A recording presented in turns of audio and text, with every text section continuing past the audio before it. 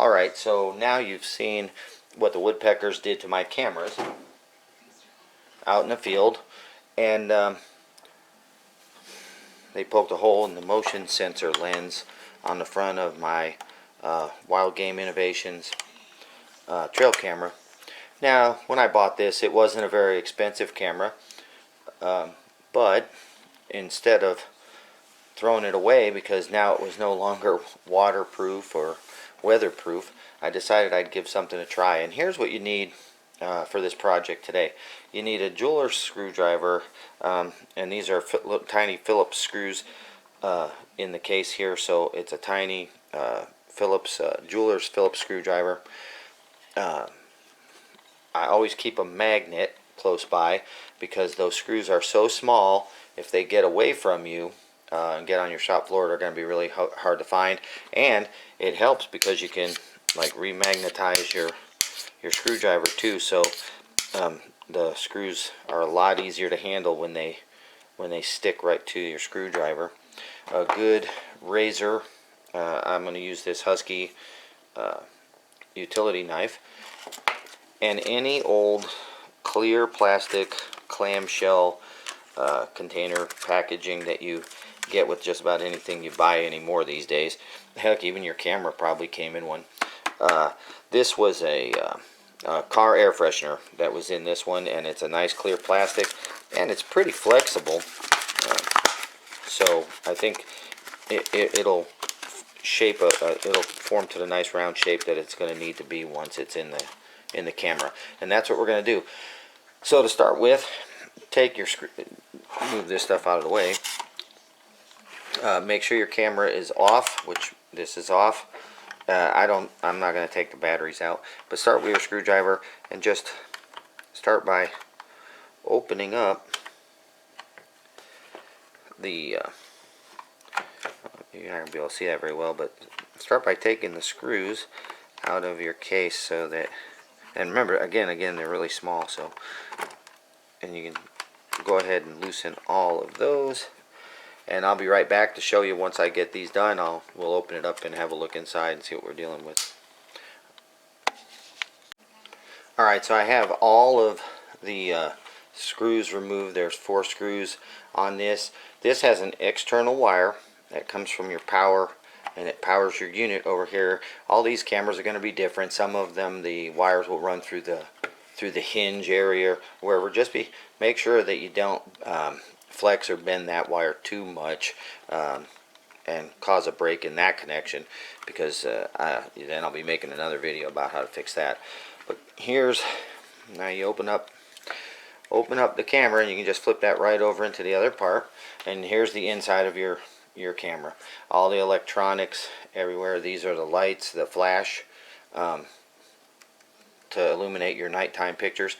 This is your camera lens. Try not to get a whole lot of stuff on that. And here's your motion sensor. This is what the woodpeckers hear activating inside your camera, which entices them to begin pecking. The motion sensor lens cover, 9 times out of 10, a woodpecker is going to damage this lens cover versus your actual camera lens cover. However, the repair remains the same for the camera lens cover as well, as long as you have a nice, really clear piece of plastic to replace it with. Now that we're inside, we're not going to mess with any of the electronics. What we're looking for is to get to this down here. You can see that there's a little bracket. It looks like a snowman, kind of figure 8 shape, that holds all of that in place, plus it has these spacers that keep this this part above where it needs to be, so that the camera is at the correct location for taking your pictures. And there's some more of those tiny little screws. Looks like there's 8 of them. So I'm going to go ahead and grab my Phillips screwdriver again, keeping the magnet close by. These screws are actually smaller than those, so we have to be really careful with those. And we're just simply going to remove them so that we can get to the rest, get to those lenses. Look how can't get that even in a picture. This is my first overhead video, so bear with me. But there's that tiny little screw, and you can see that's a pretty powerful magnet. So and now this is magnetized too, which is always helpful. So you don't be losing the screws. So I'll be back when I have those screws undone, and we'll remove that this little bracket. Alright, well that didn't take very long. I have all the screws, all 8 of the screws out of this little frame, and I'm keeping them separate on my magnet because, as I said, they're a different size than the 4 that came out of the body. So I want to keep them separate because if you're anything like me, you'll put one of these larger ones into one of these smaller spots, and it'll never quite be the same, and we want to make sure it's the same. So go ahead and do that now. So we're just gonna remove that guy out of there. You can see that just holds all this in place, is what this does. And so take that and put it over to the side. Now I've already removed the lens cover for this where the bird had pecked through, and I used that to create a template. I used it as a template for outlining the shape that I want to cut out, because I want to cut this out so that it fits where the old one fit. So I want to cut it as close to possible as I can of the shape. Now, so I'm going to go ahead and do that. And I'm going to cut it out of, I went ahead and ripped a big piece of that off the back. This is pretty flexible, so if there's any contour to your lens cover, this had a slightly convex shape to it. So I use a nice flexible clear plastic replacement piece, and take your template, you lay it on top of that, and you can either draw it or you can just cut around that with your X-Acto knife or utility knife, whatever you're comfortable with. Just be careful you don't cut your own fingers, and then you just cut along the shape just like so. And I'm going past there, because then I go, there we go. See, now that's, so here you go. And I'll be right back when this is done, and we'll put it back into the machine and see, make sure it works. Alright, so we're back. I've got my new motion sensor lens cover cut out, and you can see in here some of these, if you're more comfortable, you can use an adhesive, waterproof, weatherproof adhesive when you're putting your lens cover back in. You can see that there's a little rubber gasket around the opening there, and that's going to help to keep any moisture out of the body of your camera. The lens cover has one too, and you can see I haven't cleaned that off yet, but I'm going to clean this off while it's open from this side. Apparently some dust got in here after the bird had pecked through it, and so right there I'm going to go ahead and clean that up before we get it all back together. But what we're going to do is we're going to take the lens cover that we cut, and we're going to push that right in against that gasket inside there. I don't know if you can see it very well, but it fits really nice inside there, and it's making contact all the way around with that gasket that's inside there, and that's going to keep all the moisture out. To help hold that secure and make it weatherproof, you'll recall we have the frame, and that flat part of the frame actually pushes and helps to press that lens cover against that gasket, and that's going to keep all the moisture out of the body of your camera.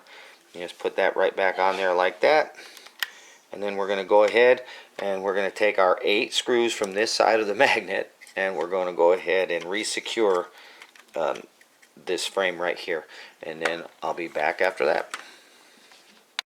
Okay, so I have 7 of the 8 of those screws replaced into here, and it occurred to me, most of you probably know it, but it occurred to me to go ahead and explain the benefit of magnetizing your screwdriver.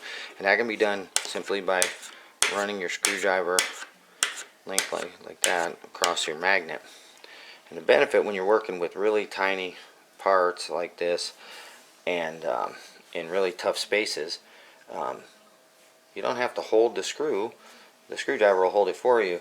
Now imagine this tiny little screw, if you dropped it, could easily fit into one of these spaces down here and get lost forever in the electronics of this thing, and you'd never find it again. And it may or may not interfere with the operation of your camera. So as you can see, it's pretty easy even without my glasses on. Just go ahead and screw that in, screw that down tight, and now that's all in there with the new lens and everything in there. The lens is sandwiched between this frame and the outside of the camera, and now this camera is once again weather tight. And so there you go. Now I'm going to carefully grab the body of the electronics, and I'm going to move that back over. I want you to pay special attention to the remaining wires that are internal to the machine. You want to make sure you don't get them pinched between any of these. These are pinch points in here. You don't want to get them pinched in there, cause a short, and your camera will malfunction and never be right again. And you just squeeze that right back in there and grab the larger screws that are for that and replace those. So we'll be back right after that. Alright, so my Wild Game Innovations camera is all back together. I've replaced those 4 screws. Do a little functions check there. Everything seems to come on. It seems alright. Turn that off. And you see how that, look how that does that. You gotta be careful of these. Push that back in there. And this camera is now once again ready to be deployed out there to find us where the big bucks are and where they're going to be dropping their antlers. Kind of looks like a mask, but in any event, not a very expensive camera, but I did save replacement cost with just a random old piece of trash off of clamshell. And quite frankly, the video took longer to film, but that's about a 15-minute repair on that. And if you have cameras out in the field long enough, sooner or later you're going to run into this issue. The woodpeckers hanging around, especially if you put it on a tree that woodpeckers frequent, they hear the sound that this electronic piece in here makes, and I guess it imitates the sound of whatever prey they're looking for inside the bark of the tree, and they'll peck the living hell out of your motion sensor lens cover. So now you don't have to throw it away anymore. You can always open up your camera and do just that. Again, all cameras are going to be a little bit different inside, but I would guess that a good majority of them you'll be able to just repair just like that. So if you have any, if this helped you out at all, go ahead and leave me a comment down below. If you've had a woodpecker peck your camera before, leave a comment down below. And let me know if this helped you out at all, if this maybe will save you some money in the future. And until next time, you guys, happy hunting.